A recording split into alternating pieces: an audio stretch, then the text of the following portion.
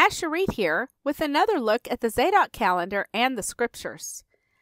This is our second video addressing some of the verses in the scriptures which are often used to support a lunar-based calendar. In the first video, we discussed Psalms 81:3, and in this video, we will look at several verses including Psalms 104:19. First, let's begin by looking at how many times the sun, moon, and stars are directly referenced in the scriptures. In Hebrew, the moon is the word yariach, which occurs 26 times in 26 verses. The sun is shemesh, which occurs 134 times in 127 verses. The stars are kohav, which occurs 37 times in 37 verses. In the Greek New Testament, the moon is Selene, and this occurs 9 times in 9 verses. The sun is Helios, which occurs 32 times in 32 verses. The stars, or Aster, occurs 24 times in 21 verses. The total number of times that the moon is referenced in the canonized scriptures is 35 times. The sun is directly mentioned 166 times, and the stars are mentioned 61 times. So the moon is mentioned about 1/5 of the number of times that the sun is mentioned, and 1/2 of the number of times that the stars are mentioned. The sun and stars together are mentioned 227 times. So the moon is referenced about 1/6 of the total of the luminary references. Now let's look at the Hebrew word moed, which is Strong's H4150. This occurs 223 times in 213 verses in the Hebrew. Moed's definition is properly an appointment, or a fixed time or season, specifically a festival, conventionally a year, by implication an assembly, technically the congregation, by extension the place of meeting, and also a signal as appointed beforehand. The root word for moed is the word ya'ad, which occurs 29 times in 29 verses.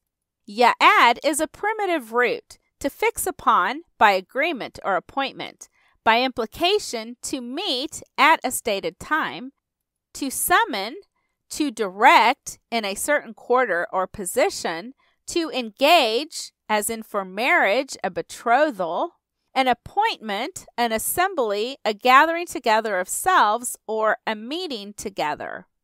I'm sure that most of us have been told that the word moed means the feast days. This is true, but also misleading because the word moed is used frequently to designate any appointed or agreed upon time in the scriptures. The word for appointment is a very flexible word, which we use in English to designate anything from a mundane parent-teacher conference to an elaborate wedding celebration. We set appointed times to eat lunch with our friends, as well as to have a Passover Seder.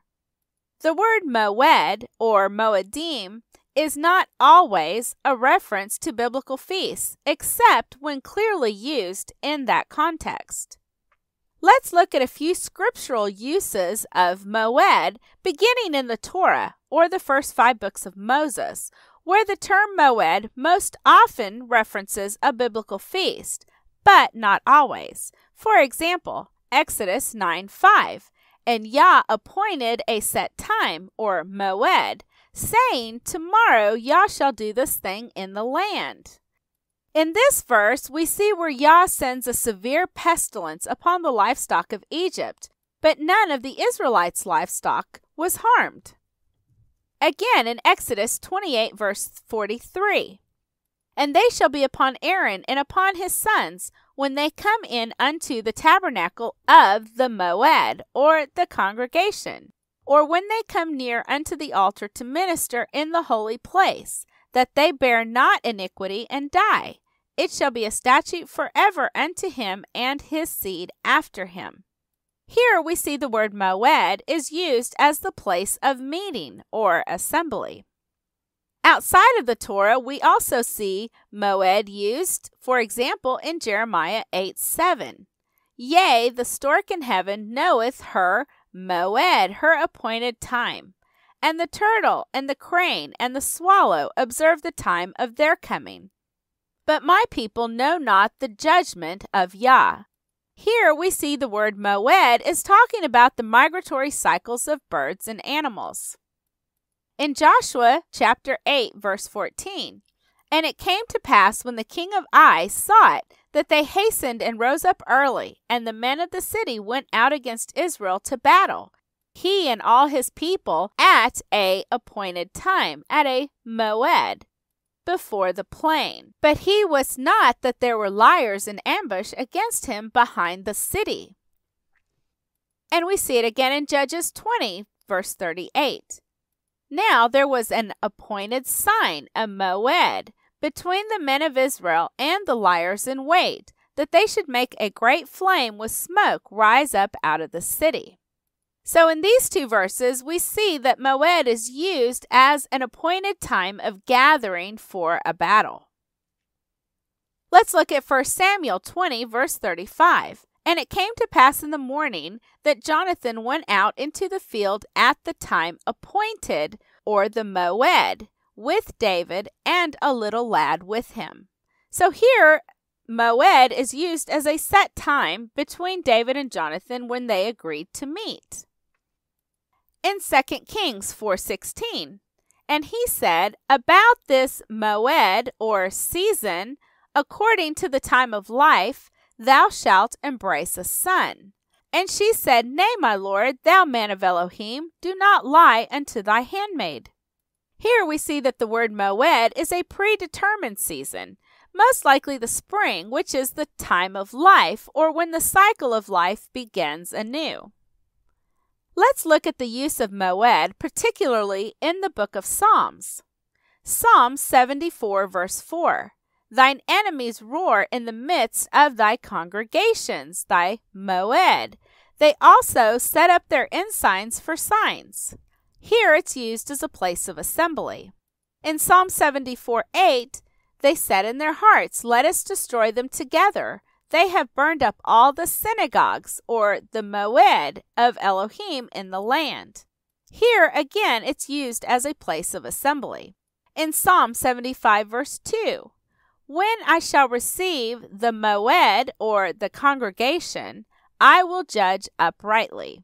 Again, here we see a place of assembly. In Psalm 102:13, Thou shalt arise and have mercy upon Zion, for the time to favor her, yea, the set time, or moed, is come.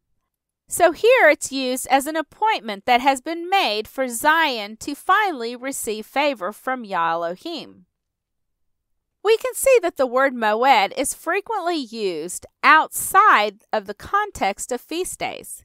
It can mean seasons, it can mean the gathering place, it can mean an agreed upon time between people, it can refer to the promises of Yah, it can mean cycles of migration for birds and other animals, as well as any other cycle which occurs on a regular basis. Why then do we assume that every time the word moed is used, that this is a direct reference to a biblical feast day, despite the evidence which contradicts such an assumption? In fact, the word moed is not used once in the Psalms as a reference to a feast day.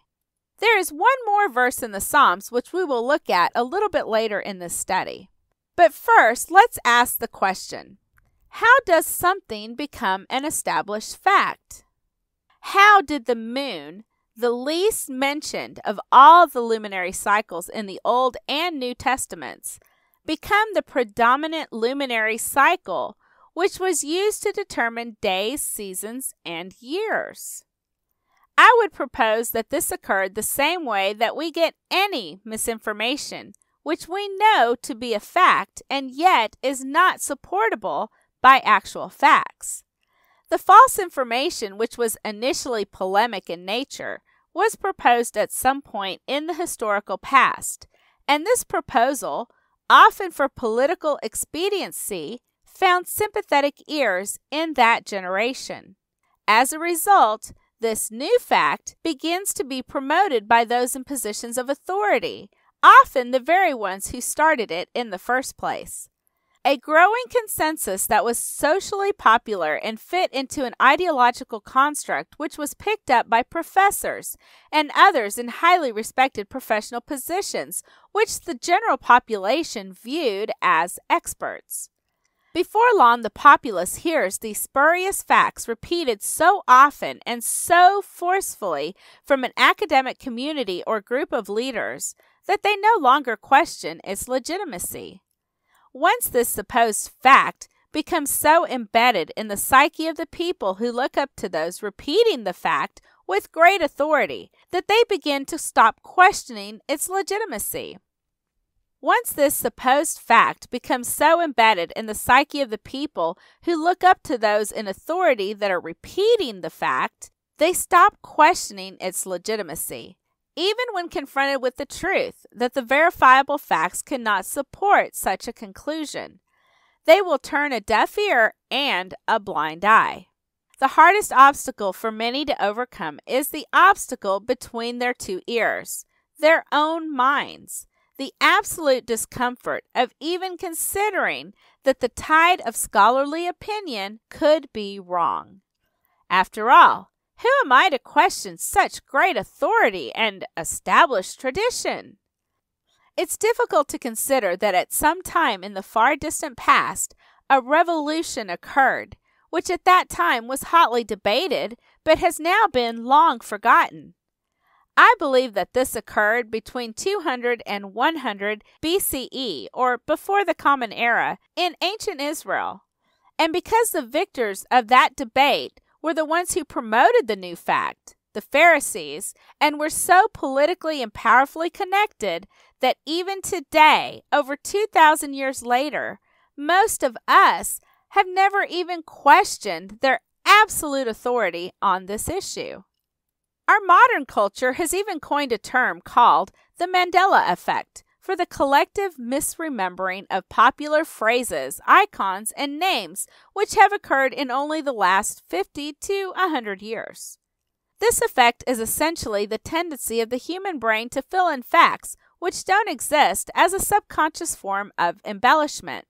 This also occurs because of a general reluctance to disagree with the majority opinion, even if it defies what we can literally see. Many experiments have been done proving this very point. For example, a psychology professor may place two lines on the board, the longer in red and the much shorter in blue. Then he will tell the class to all agree that the blue line is the longest line whenever he asks them.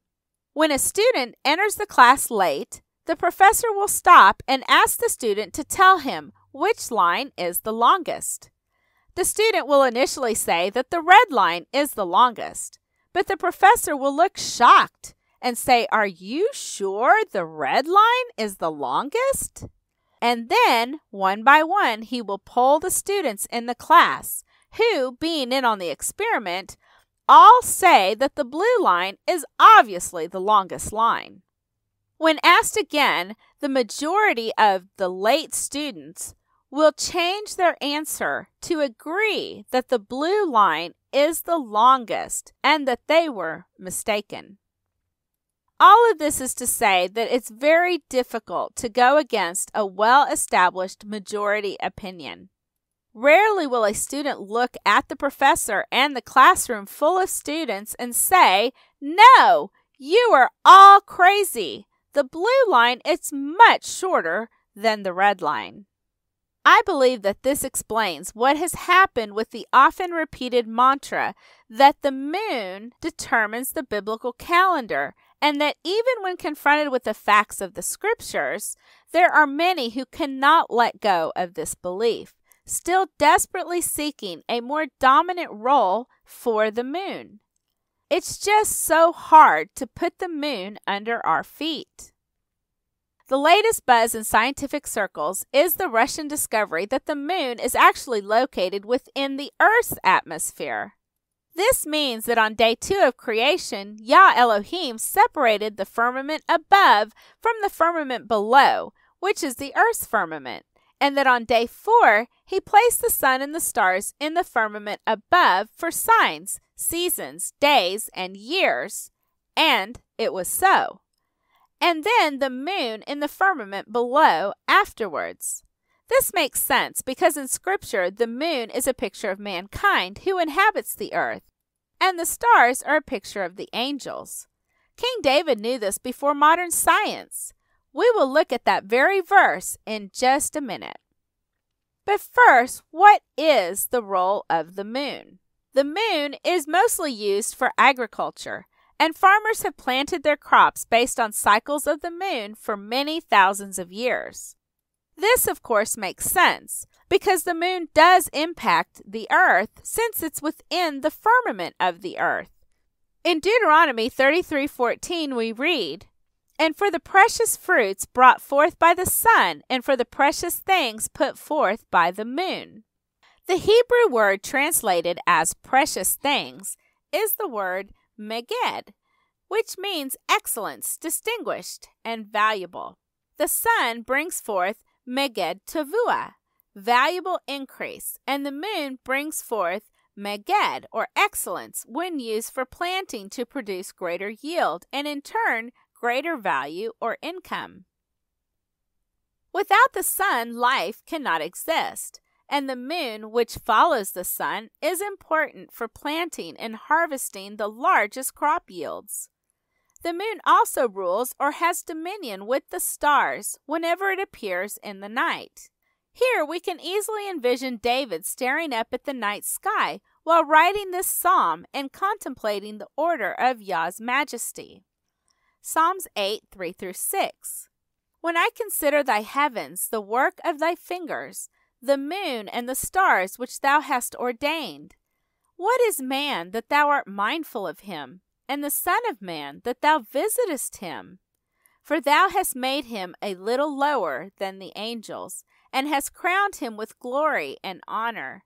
Thou madest him to have dominion over the works of thy hands. Thou hast put all things under his feet. Here, David is comparing the hierarchy of mankind who was placed on the earth with the angels above to the hierarchy of the stars and the moon.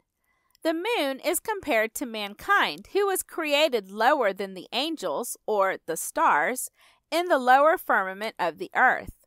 We can also see the concept of having dominion over the earth, which is under their feet, just like the woman in Revelation 12 has dominion over the moon or the earth under her feet. Indeed, the number of mankind is 6, which represents that he is short of completion or perfection, far below the highest firmament. The lunar cycle of 354 days represents mankind as it's perfectly divisible by 6. 354 divided by 6 equals 59. The lunar cycle is also 6 days short of the 360-day stellar or star cycle. So the moon represents mankind or the earth, and the sun represents the S-O-N, sun, who creates life, and the stars represent the angels, all of which are under the divine authority of the Most High. So while the sun and stars point directly to the Father, the moon's wandering cycle of departing from the sun and returning as it appears to hold dominion over the night at one time, but not at another, is a perfect representation of mankind's stumbling and faltering steps, wandering in and out of obedience and truth.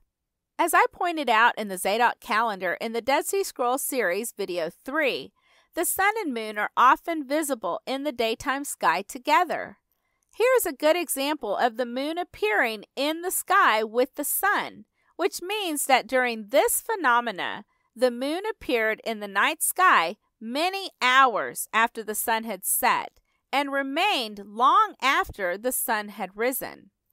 I like to imagine that the moon was in its waning phase and was heading back towards the sun in steps of obedience, as this story relates in a spiritual sense.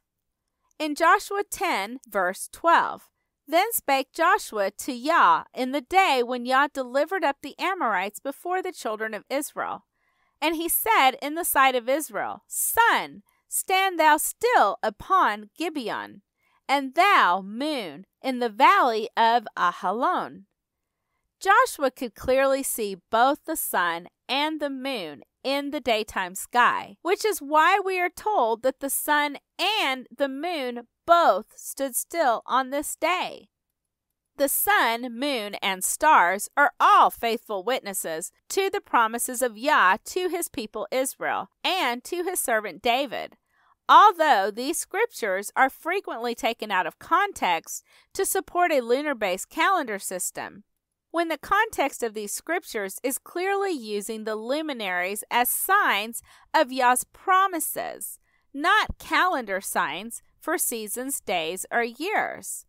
The sun and the stars residing in the firmament above, while the moon is in the firmament below with mankind and the earth.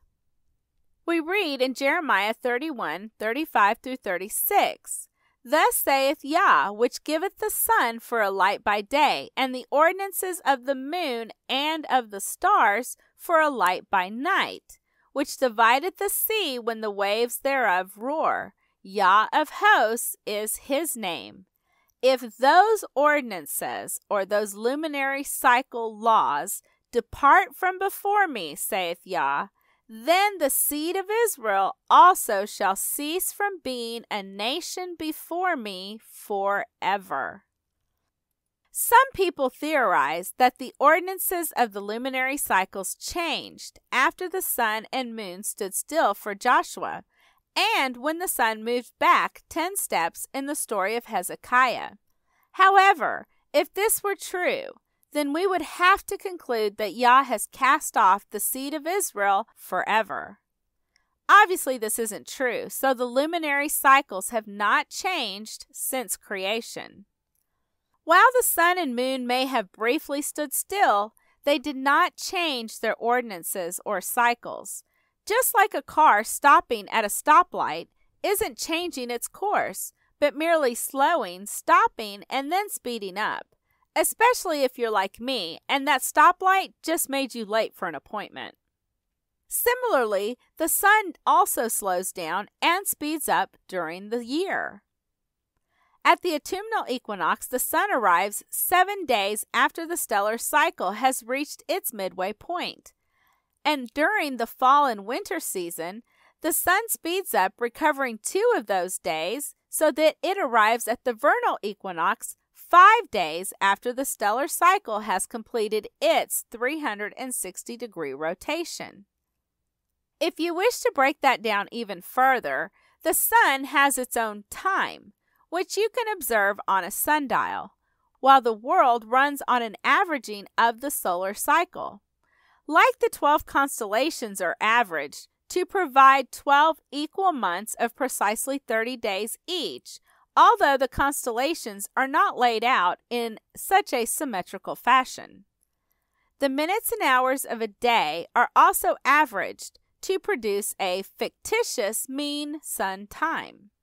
The fictitious mean sun and the observable sun align together 4 times a year, so that on these dates, the sundial and the clock match. So between December 25th and April 16th, the sun is running behind the clock, or the averaged time. From April 16 until June 14, the sundial is ahead of the clock. Then from June 14 until around September 2nd, the sundial is slow again, but then speeds up between September 2nd and December 25th. So the sun appears to have periods of time when it hits a school zone and must slow down, and then it speeds up to recover some of that lost time. However, each year the fictitious mean sun and the observable sun still cross the finish line at the exact same time. This is the same as the 12 constellations, which are averaged or given a fictitious mean stellar time, and the observable stellar cycle, both crossing the finish line together, completing their 360-degree rotation on the same day. It has been erroneously said that prior to 700 BCE, all of the world was on a 360-day year. This is partly true, but misleading at the same time. Most civilizations actually used two calendars. The 360-day cycle was used for religious purposes, and the 365-day cycle was used for civil matters and agricultural purposes. In Egypt, for example, they intercalated the 5 or 6 days at the end of each year between the 360 days of the stellar cycle and the 365 or 366 days of the vernal equinox as an extended holiday of celebration. Perhaps this plays some part in our modern New Year's Day celebratory activities of partying and drinking to usher in the new year. However, around 700 BCE, civilizations began to fully adopt the civil calendar rather than the religious calendar, most likely for the same reason that the world today uses the Gregorian calendar, to support widespread trade and international business practices. After all, each nation may still have its own religious observations, but they can all share the same civil or luminary-based system, which is much more useful in trading with one another. It's also interesting to note that between 1000 BCE and 500 BCE, the world of the Middle East, Asia, and Europe dramatically changed, transforming from many small nations into a series of large empires. Between this time period, we saw the Assyrian Empire rise and fall, the Babylonian Empire rise and fall, the Median Empire rise and fall, finally to be replaced by the much larger Persian Empire. Trade routes from Asia, India, and Saudi Arabia all traveled through Israel to reach the Mediterranean Sea and the shipping channels, which then extended into Eastern and Western Europe. This made Israel a ripe fruit to pluck for any empire wishing to exert control over the international trade routes. Anyway, back to our topic. So once again, all of the luminary cycles are given as faithful witnesses or signs that Yah has not cast off his people or forgotten his oaths. Let's now look at Psalm 89. In this verse, Ethan the Ezrahite is recounting the promise that the descendants of Judah would not be cut off, forsaken, or lost for the sake of David. Psalm 89, 34 through 37. My covenant will I not break, nor alter the thing that is gone out of my lips. Once have I sworn by my holiness that I will not lie unto David. His seed shall endure forever, and his throne as the sun before me. It shall be established forever as the moon, and as a faithful witness in heaven. The sun and the moon are both faithful witnesses in heaven in this verse, not just the moon, but they are faithful witnesses of Yah's oath to David. First, that his seed shall endure forever, and second, that David's throne would always be before Yah Elohim. Ethan the Ezrahite recounts this oath or promise, perhaps because times were difficult for Judah, and he was encouraging himself in Yah's word or Yah's promises. We see this promise again in the Psalm of Solomon in Psalm 72, verse 1, Give the king thy judgments, O Elohim, and thy righteousness unto the king's sons, the descendants of David. And in Psalm 72, 5, They shall fear thee as long as the sun and moon endure throughout all generations. Here, the sun and moon are again used as a sign of David's throne enduring forever through a people who remain faithful as well. If you'll recall, even when Elijah was certain that he was all alone in his faithfulness, Yah told him that he still had 7,000 faithful servants in Israel. Now, I don't know how many people lived in Israel during the time of Elijah, but let's consider that 600,000 men came out of Egypt during the Exodus, and that this was many years later. So I would say that it's a safe bet that the 7,000 men were far less than even 10% of that population. Let's look at Psalm 136, verses 7 through 9. To him that made great lights, for his mercy endureth forever.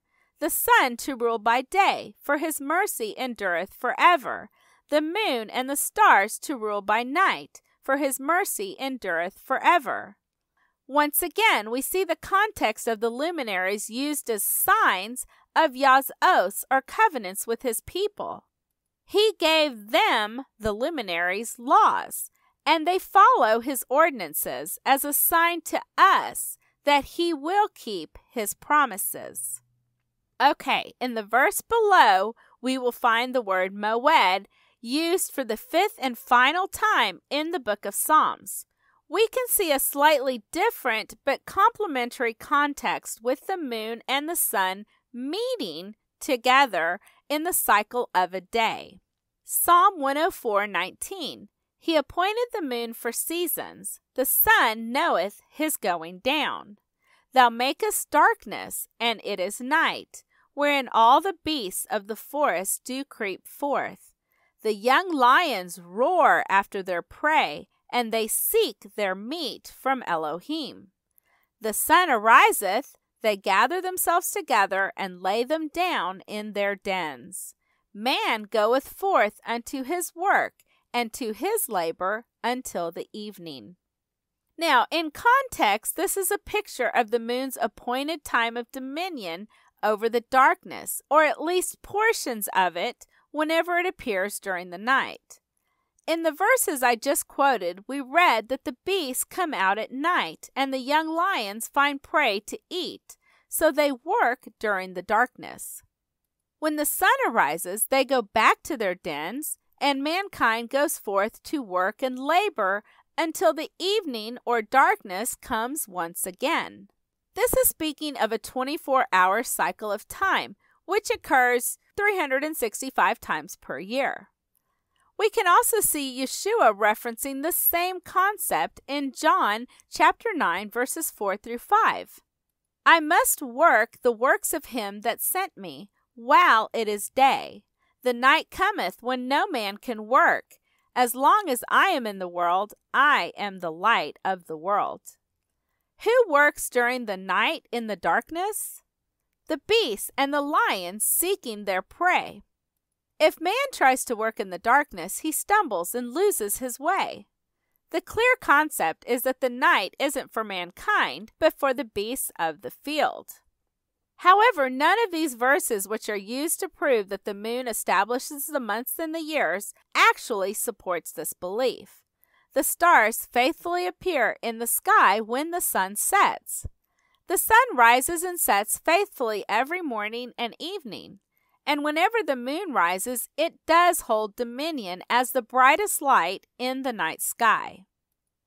Only during the 2 to 4 days of a full moon will you see the moon arise at sunset and hold dominion all night long until sunrise. In fact, this is most likely the time period when David was sitting outside and looking up at the sky as he wrote Psalms 104. The full moon is an enchanting sight, to be certain, and a common Midwestern motif is the wolf howling at the moon, in recognition of the nocturnal habits of many animals during the night. As I said at the start of this study, the verses regarding the moon compare to only about 1/5 of the verses regarding the sun. There are twice as many verses regarding the stars than there are the moon, and there is no question that the sun dictates the cycle of seasons and days. After all, darkness is defined as the absence of light, or the absence of the sun. The sun departs, the stars appear, and the moon wanders in like a teenager on the weekends, sleeping in until noon.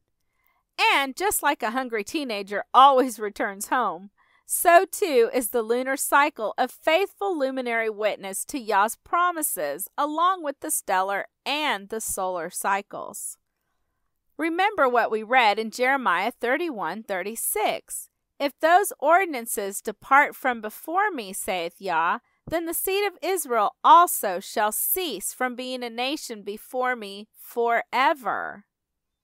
I don't know if you've ever read Jeremiah 8, but it's a very sobering chapter because it makes it clear that not all of Ezekiel's dry bones will live again.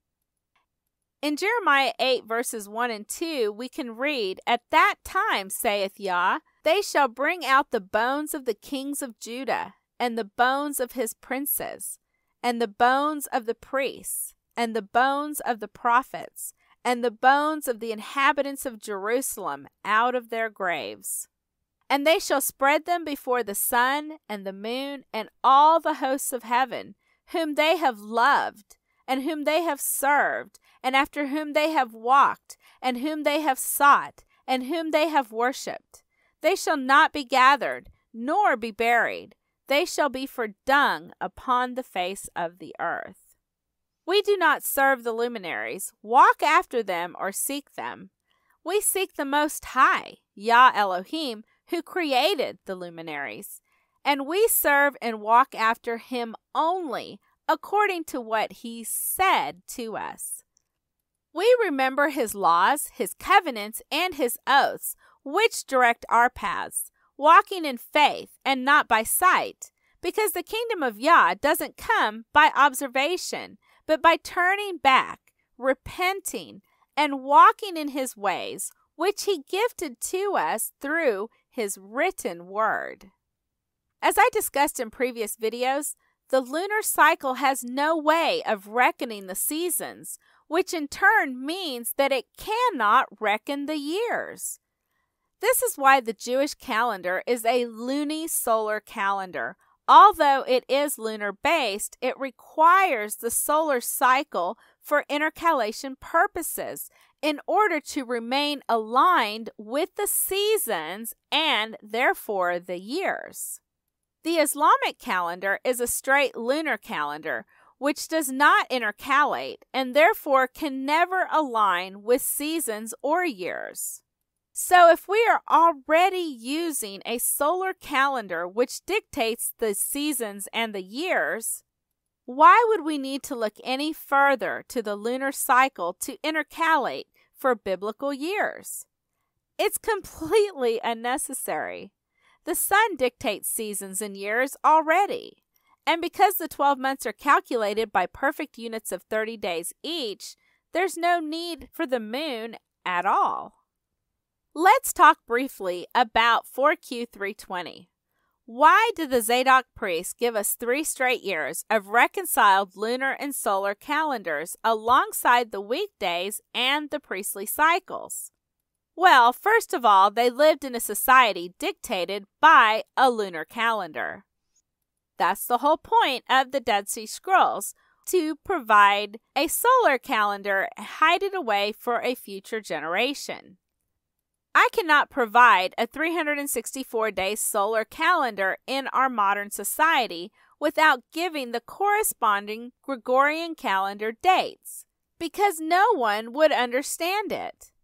If someone were to find my calendar 2,000 years from now, they could easily assume that the Gregorian calendar was an integral part of the biblical year, even though it literally has nothing to do with it, apart from our society needing it to comprehend the correct dates. Because the solar and lunar and stellar cycles don't change, they make the perfect coordinates to pass down a calendar in order to give a future generation a starting point. Starting with the full moon definitely makes it much easier to find the correct 3 years, as well as proving the required 7-day intercalation as we saw in 2013. The 100% solar and lunar cycles found in 4Q320 occurred from 2013 to 2015. The Zadok priests were spot on with their reckonings. The full moon always fell on the night of greatest lunation, and precisely on the 14th day of the lunar cycle. This absolute perfection stops after the 3 years and begins to go out of alignment a bit more every year thereafter. However, approximately once in every generation, there will be a perfect 3-year solar and lunar match with 4Q 320. The days of the week, as well as the priestly cycles, can all be determined by finding that 3-year match. Not to mention that the 3 years are given following a leap year, which for us was in 2012. So the next 3 years were uninterrupted by the 4th year of 366 days. I think it confuses a lot of people to see the lunar cycles provided in 4Q 320, and many have the misconception that this is a repeating cycle every 3 years, which it is not. 4Q 320 did its job. It set us up on the correct intercalation of 7 days. It established the start of the priestly cycles, and it proved that the weekly Sabbath does not shift from year to year, and that our weekdays are the exact same weekdays as the ones that they were observing 2,000 years ago. But just as the Zadok calendar is not dependent upon the Gregorian calendar, neither is the Zadok calendar dependent upon the lunar calendar. It is necessary to use the Gregorian calendar dates because that is what our modern society uses and understands. And without using these commonly understood dates, we would have more confusion rather than clarity. 4Q 320 is a major gift, but only if you understand it in the context of a priesthood who considered observations of the moon for the biblical calendar to be apostate and wicked, and even called those who used observations of the moon the sons of darkness. This does not reveal a wavering position on lunar observation by the Zadok priests, but rather an efficient use of the unchanging luminary cycles for future generations to understand. How much more clearly could the Zadok say it than to call those who observe the moon sons of darkness, and then warn that observing the moon would result in unclean days being called holy and holy days being called unclean? In the context of the Dead Sea Scrolls, Enoch, and the luminary cycles, it makes 0 sense to insist on using observations of the moon, which represents man, to dictate the solar calendar. Twice a year, the solar door of the vernal and autumnal equinox shows the moon, which represents mankind, which door to follow the sun through. A picture of Yeshua and the door of mercy that Yah extends to us twice a year, in the 1st month and in the 7th month. And of course, Yeshua points us back towards the covenant of 70 oaths. But our traditions have taken the lowest wandering luminary and elevated it above the sun and the stars. In a spiritual sense, we are demanding that mankind be the ultimate determination for the laws and the times of Yah Elohim, rather than his covenant oaths. We are following man, the moon, and not the sun, Yeshua, to our Heavenly Father, the Most High. We just can't let go of these earthly things by putting the moon under our feet so that we can be clothed in the sun, with the stars around our heads. As always, I hope that this has provided you with some food for thought and perhaps a perspective that you haven't considered before. Thank you so much for joining me for this study, and Shalom. In other news, I just wanted to give you a quick update on our Patreon account. We have launched our Patreon page called Ancient Paths. The link is www.patreon.com/ancient_paths. Or you can search Patreon for Ancient Paths, and I will also add the link in the description below. I will now be posting study notes for videos like this one, which are produced in more of an audio format. It takes a lot of time and coordination to produce the on-camera videos, in addition to all of the research. So using Patreon to provide our research and study notes will also help us get studies out to you much more quickly. We will also be putting other studies on our subscriber page, and as our community grows, we hope to be able to add a lot more diverse and fun content.